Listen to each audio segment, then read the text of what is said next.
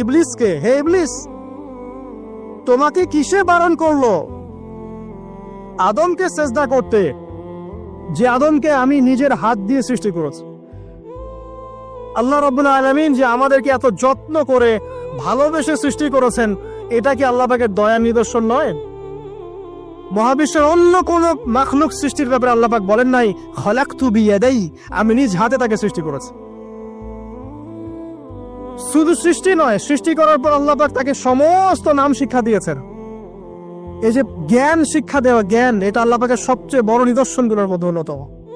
এবং আল্লাহ পাকের সবচেয়ে বড় দয়া, আমার মত এটা, মানব জাতির উপরে আল্লাহ পাকের সবচেয়ে বড় দয়াটা হচ্ছে কি জানেন?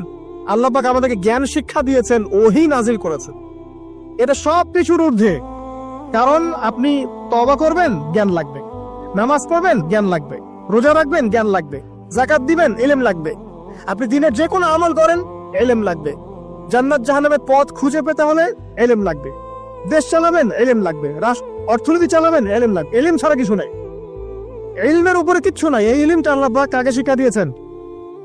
আদম আলাইহিস সালামকে। আমরা তো শিখেছি সমাজবিজ্ঞান বইগুলোতে যে আমাদের পূর্বপুরুষরা নাকি গুহায় থাকতো আর গাছের ছাল